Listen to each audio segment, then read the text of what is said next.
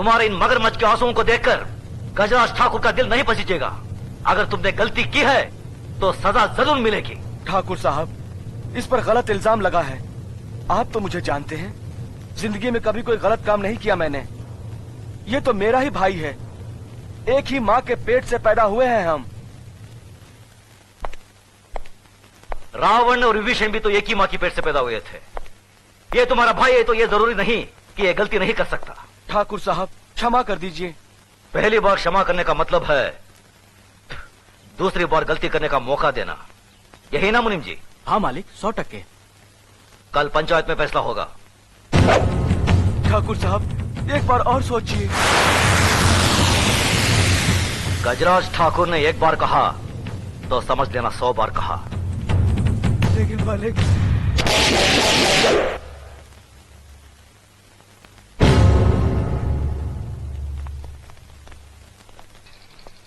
क्या बात है मुनीम जी? नमस्कार ठाकुर साहब। राम राम। मालिक, ये आपसे मिलने आए हैं। मालिक, हमारे हरिजन पाड़ा में आग लग गई, हमारा सब कुछ जलकर राख हो गया। ये तो बड़ी दुख की बात है। मुनीम जी, इन्हें जितना अनाज, कपड़ा और घर बनाने का सामान चाहिए दे दीजिए। जी मालिक। धन्यवाद मालिक। राम राम मालिक। हमारे रामपुर गांव में हमने गरीब बच्चों के लिए एक स्कूल खोला है, आपकी मदद चाहिए। बहुत अच्छा काम किया। मुनीम जी, जी स्कूल के बच्चों के लिए दोपहर का खाना, दूध, किताब, सब चीजों का इंतजाम कर दीजिए।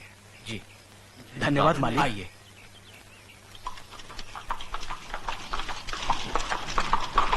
अरे मुनो आ रहे हैं। धनराज, जी बाबूजी। तुम्हारी बुआ आ रहे हैं, उनके बेटे का इंतजाम कराओ। जी बाबूजी। ठीक है, जाओ। आओ बहन, आओ आओ। पाए लागू भैया। जीती रहो। नमस्ते बुआ जी। बैठो। खुश रहो। क्या बात है, इतनी धूप में यहाँ? भैया, भैया वो कल पंचायत है। मालूम है। मुजरिम मेरा बेटा जगन्नाथ है। वो भी मालूम है। फैसला आप ही सुनाने वाले हैं। आप मेरे सगे भाई ना होते हुए भी मेरी परवरिश एक सगी बहन की तरह की।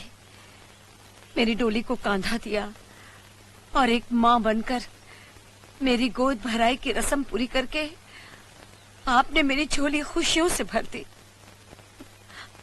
आज उन सारी खुशियों का दारोमदार आपके फैसले पर है भैया। जगन्नाथ अभी नादान है भैया, अच्छे बुरे की उसे समझ नहीं है। उसकी नादानी, नासमझी और बचपने को देखते हुए उसकी इस भूल को आप क्षमादान कर सके तो मैं।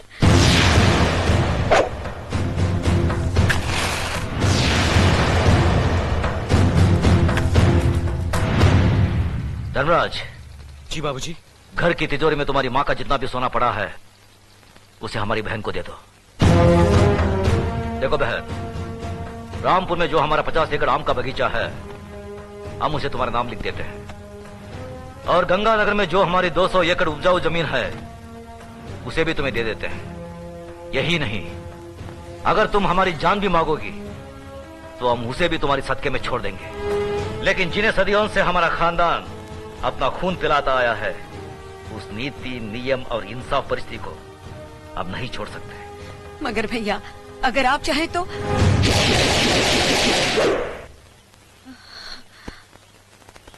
मैं जानती थी भैया कि आप अपने उसूलों और खानदान के आन से नहीं हटेंगे। मैं तो सिर्फ अपने आप को तसल्ली देने आई थी कि अगर मैं आकर आपसे विनती करती तो शायद आप अपना फैसला बदल देते।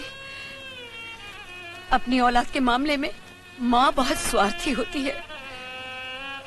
अगर मुझसे कोई भूल हो गई हो तो माफ करना भैया।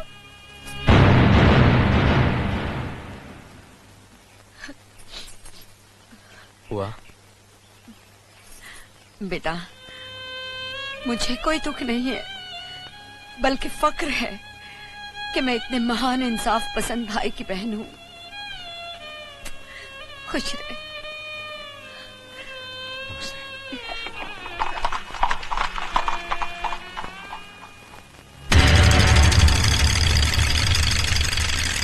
अरे रामू, जल्दी से बगी तैयार कर, ठाकुर साहब पंचायत के लिए निकल रहे हैं।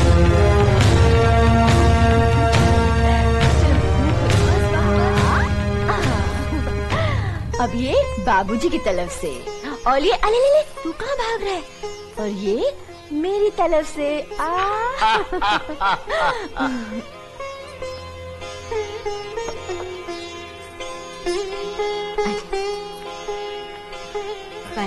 खुश रहो। अर्जुन और नकुल के लिए तुम्हारा प्यार देखकर हमारा दिल बाग बाग हो गया। अपनी भाभी से कोई देवर इतना प्यार कहाँ पाता है? बाबूजी, देवर भी तो भाभी के बच्चे ही होते हैं। वाह बहू वाह, कितनी ऊंची बात कही। सदा सुखी रहो। धर्मराज बेटे, हम बहुत भाग्यवान हैं जो हमें देवी जैसी बहू मिली। बेटे एक बात याद रखना, जब भी तुम घर से बाहर जाओ, बहू के हाथ से दही शक्कर जरूर खा के जाना, शुभ होता है। जी बाबूजी। चलो।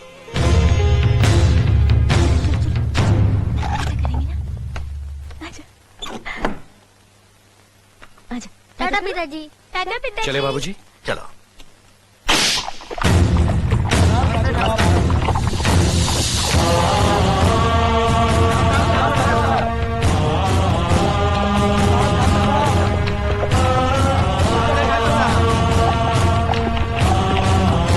साले साहब रुकिए रुकिए रुकिए। साले साहब, आदमी कितना भी बड़ा क्यों ना हो, अपनी बहन बेटी के दरवाजे के सामने आकर उसका सर झुक ही जाता है। दुआ सलाम ना सही, अंदर आकर जलपान तो करते जाइए। हम इस वक्त बहन के भाई नहीं, पंचायत के सरपंच है। क्या तुम ये भूल गए कि जिस घर का मुकदमा पंचायत में हो, उसका फैसला हो जाने तक हम उस घर का पानी तक नहीं पीते। एक बार फैसला हो जाने दो, उसके बाद साथ बैठकर जी भरकर खाना खाएंगे। फैसला जरा सोच समझ कर करना गजरा साहब। जगन्नाथ सिर्फ मेरा ही नहीं, तुम्हारी बहन का भी बेटा है। कहीं कुछ गलत हुआ तो नतीजा बहुत बुरा होगा। चलो धर्मराज।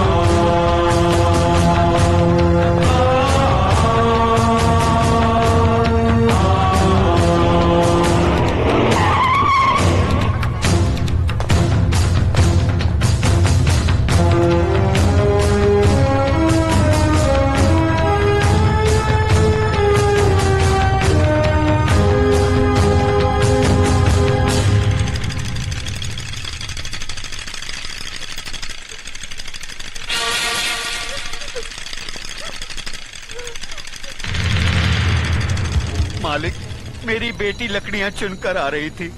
रंजीत सिंह के बेटे जगन्नाथ ठाकुर ने इसकी इज्जत लूट ली। हम गरीब हैं, इज्जत के सिवा हमारे पास कुछ नहीं है। अब कौन इससे शादी करेगा? अब कौन इसका हाथ थामेगा?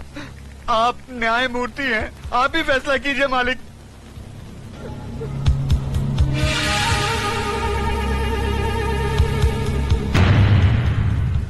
इस बात का कोई चश्मदीद गवाह है? मैं हूँ मालिक। तुम्हारा पायल से कोई रिश्ता है? जी हाँ, मैं इसकी काकी हूँ। तो फिर तुम्हारी गवाही नहीं मानी जाएगी। गवाही सिर्फ उसकी मानी जाएगी जिसने अपनी आंखों से देखा है, लेकिन इस लड़की के खानदान से उसका कोई रिश्ता ना हो। है कोई ऐसा साक्षी, ऐसा गवाह?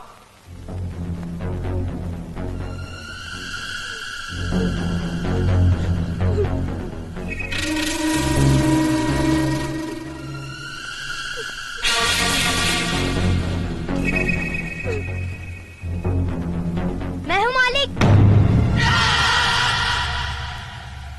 मैंने देखा है। तुमने क्या देखा है बेटे? मैंने देखा कि ये इस दीदी को जबरदस्ती अपने कंधे पे उठाकर पंपशीट में ले गया और दरवाजा बंद कर दिया।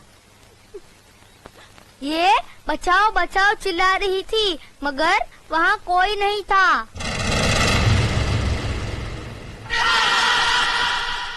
थोड़ी देर बाद जब ये बाहर आई तो इसके कपड़े फटे हुए थे और ये रो रो की कह रही थी कि मेरा सब कुछ लुट गया, मैं बर्बाद हो गई।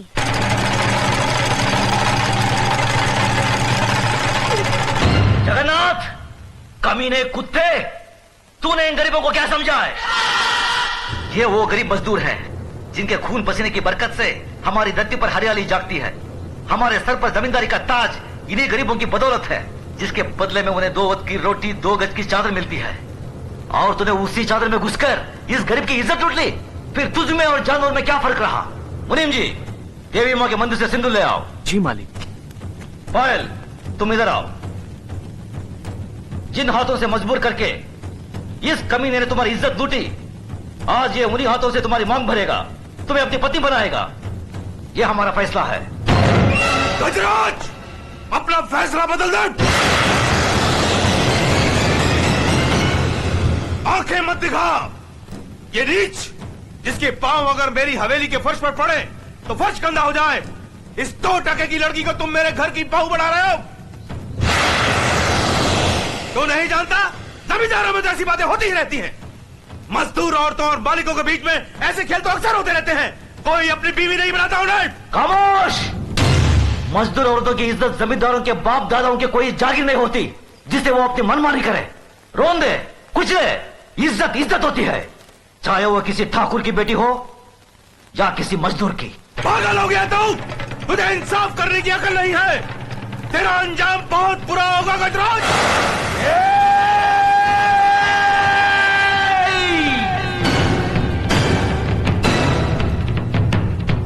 इसके आगे एक लफ्ज भी बोला तो जुबान खींच लूंगा। तेरी औकात मेरे सामने खड़े होने की भी नहीं है और तू मुझे ललकारता है। गजराज ठाकुर ने कभी किसी अंजाम की परवाह नहीं की। अगर परवाह की है तो सिर्फ अपनी आन, इंसाफ, अखलाक और ईमान की। इस लड़की की जन्म जात नाम इसकी कोई अहमियत नहीं है हमारी नजर में। अहमियत है तो सिर्फ इसकी इज्जत, इसकी पवित्रता की। जगन्नाथ, मांग भर इसकी। गजराज!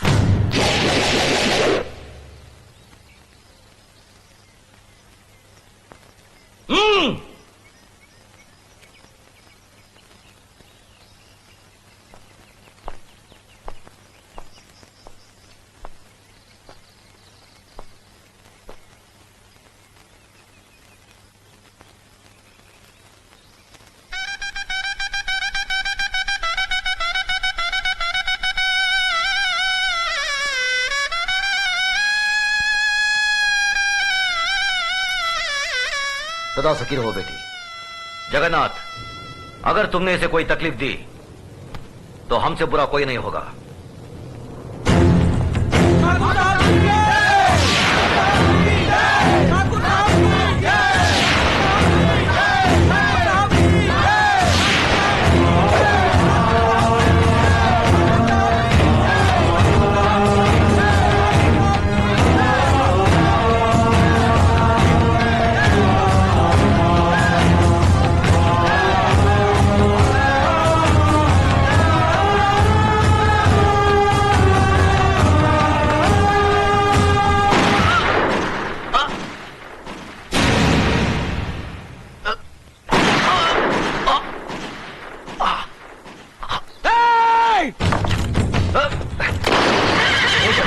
नहीं, अपनी बुआ की बात उजाड़ना तुम्हारा धर्म नहीं है। बाबूजी, बाबूजी!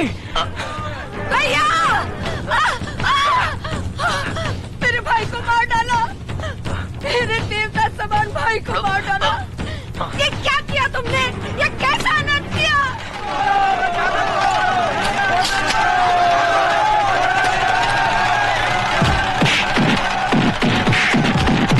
रुक जाओ, छोड़ दो उसे।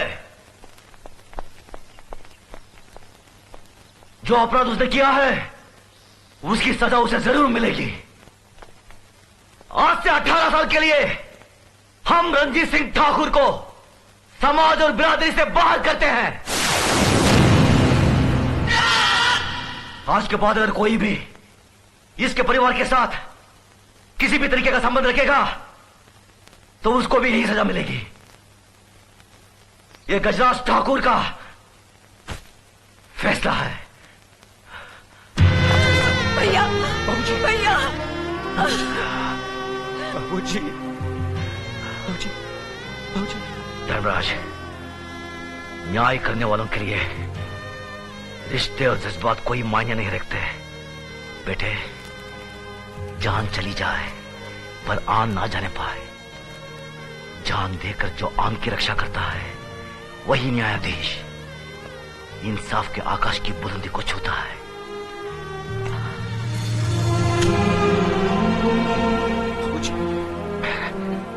धर्मराज, आज से हम भरतपुर कस्बे के न्याय और इंसाफ की बागडोर तुम्हें सौंपते हैं। याद रखो बेटे, जिस दिन भी तुमने अनजाने में भी गलत फैसला किया तो समझ लो वही दिन तुम्हारी जिंदगी का आखिरी दिन होगा। बाबूजी, बाबूजी, भैया, बाबूजी।